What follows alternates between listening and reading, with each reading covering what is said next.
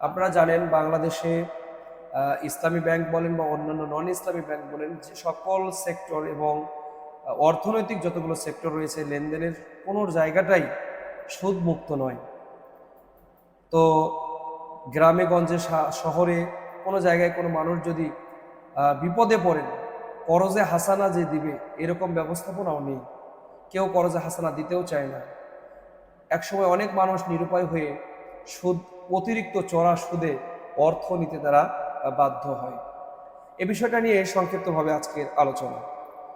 সম্মানিত সুধী, আল্লাহ রাব্বুল আলামিন বলছেন, ইয়ামহাকুল্লাহুর রিবা ওয়া ইউরবিস সাদাকাত ওয়াল্লাহু লা ইউহিব্বু কুল্লা কাফারিন আথীম। ইয়ামহাকুল্লাহুর রিবা, আল্লাহ রাব্বুল আলামিন সুদকে সংকুচিত করেন, ওয়া ইউরবিস সাদাকাত, এবং সাদাকাকে বাড়িয়ে দেন।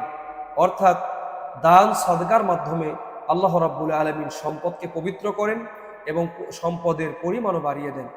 অনুরূপভাবে সুদের মাধ্যমে অর্জিত অর্থ মনে হতে পারে সাময়িকভাবে যে অনেক বেশি বাড়ছে, কিন্তু প্রকৃত অর্থে আল্লাহ রাব্বুল আলামিন এই সম্পদকে সংকুচিত করেন। আল্লাহ তাআলা বলেন, ইয়া আইয়ুহাল্লাযীনা আমানুত্তাকুল্লাহ, হে ঈমানদার লোকেরা তোমরা আল্লাহকে ভয় করো, ওয়াজারু মা বাকিয়া মিনার রিবা, এবং সুদের অতিরিক্ত অংশকে তোমরা ছেড়ে দাও। আল্লাহ রাব্বুল আলামিন সুদকে ছেড়ে দিতে বলেছেন এবং ব্যবসাকে অন্য জায়গায় হালাল বলেছেন। আল্লাহ রাব্বুল আলামিন বলেছেন, আহাল্লাল্লাহুল বাইআ ওয়া হাররামার রিবা, আল্লাহ তোমাদের জন্য ব্যবসাকে হালাল করেছেন, সুদকে করেছেন হারাম। তাই রাসূল সাল্লাল্লাহু আলাইহি ওয়াসাল্লাম বলেছেন, আকিলার রিবা ওয়া মুকিলাহু ওয়া কাতিবাহু ওয়া শাহিদাইহি ওয়া ক্বালাহুম সাওয়াউন।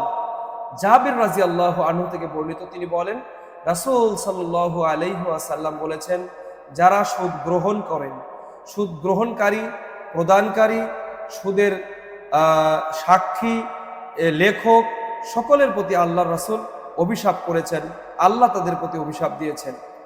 এজন্য সুদ থেকে বেঁচে থাকতে হবে। আশ্চর্যজনক পাপ সুদের অপরাধ। আল্লাহ রাসূল সাল্লাল্লাহু আলাইহি ওয়াসাল্লাম বলেছেন, এই হাদিসের বর্ণনাকারী হচ্ছেন আবু হুরায়রা রাদিয়াল্লাহু আনহু।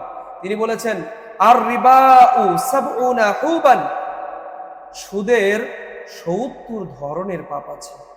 একটি টাকা যদি কেউ সুদ গ্রহণ করে তাহলে তার পাপ কত ধরনের? ৭০ ধরনের। আইসারুহা আইয়ানকাহার রাজুলু উম্মাহু, সর্বনিম্ন পাপ হচ্ছে ব্যক্তি তার মাকে বিবাহ করা। অর্থাৎ একজন ব্যক্তি যদি তার মাকে বিবাহ করে তাহলে সেটা ইসলামের দৃষ্টিতে যে অপরাধ, কেউ যদি ১ টাকা সুদ গ্রহণ করে তাহলে সে সমান অপরাধী। ৭০ ধরনের পাপের সর্বনিম্ন পাপ হচ্ছে তার নিজের মাকে বিবাহ করা। এজন্য রাসূল সাল্লাল্লাহু আলাইহি সাল্লাম বলেছেন, আজকে থেকে সুদকে রহিত করা হলো। বিদায় হজের মাঠে তিনি দ্ব্যর্থহীন ভাষায় সুদ গ্রহণ করতে নিষেধ করেছেন এবং তিনি তার চাচার সুদের অংশকে মওকুফ করে দিয়ে উদারতা দেখিয়েছেন। জাহেলি যুগের কৌলিন্য প্রথাকে তিনি বিলোপ করেছেন। আরবের উপরে আজমিদের উপরে আরবদের কোনো প্রাধান্য নাই বলে ঘোষণা দিয়েছেন। তাই সম্মানিত সুধী, যে কোনোভাবেই হোক কিয়ামতের আগে সুদের ছিটাফেটা আপনার গায়ে আমার গায়ে লাগবেই, দূর থেকে হলেও লাগবে।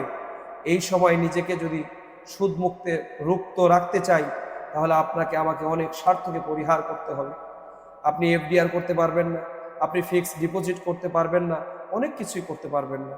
সেখান থেকে যদি নিজেকে বিরত রাখতে পারেন তাহলে ঈমান নবায়িত হবে, ঈমান হবে শক্ত। অবশ্যই যে ব্যক্তি সুদ থেকে বেঁচে থাকতে চায়, যে ব্যক্তি অন্যায় থেকে বেঁচে থাকতে চায়, তার জিম্মাদারি, তার অর্থের যোগানদাতা হচ্ছেন আল্লাহ রাব্বুল আলামিন। আল্লাহ সুবহানাহু ওয়া তাআলা বলেন, যে ব্যক্তি তার নিজেকে পবিত্র রাখতে চায়, পাপ থেকে বাঁচতে চায়, আমি আল্লাহ রাব্বুল আলামিন ইয়াজআল লাহু মাখরাজা, আমি তার পথকে এত সহজ করে দেই, এত সুন্দর করে দেই যে এমন উৎস থেকে তার রিজিক আসে, ইয়ারযুকহু ওয়া ইয়ারযুকহু, তার রিজিক আমি আল্লাহ এমন উৎস থেকে দেই বিগয়রি হিসাব, যা সে হিসাবই করে নাই, যা সে কল্পনাই করে নাই, অগণিত। তাই আসুন আল্লাহ রাব্বুল আলামিন আমাদেরকে সুদ, ঘুষ এ জাতীয় পাপ থেকে হেফাজত রাখুন। আল্লাহ রাব্বুল আলামিন সুদ দাতা, সুদ গ্রহিতা, ঘুষ দাতা, ঘুষ গ্রহিতা সকলের প্রতি অভিশাপ দিয়েছেন। আর রাশি ওয়াল মুরতাশি কিলাহুমান নার, ঘুষ দাতা এবং গ্রহিতা উভয়ই জাহান্নামে যাবে। তাই আসুন সুদ এবং ঘুষের মতো জঘন্য পাপ থেকে আমরা বেঁচে থাকি। আল্লাহ রাব্বুল আলামিন আমাদের এই তৌফিক দান করুন। আল্লাহুম্মা আমিন।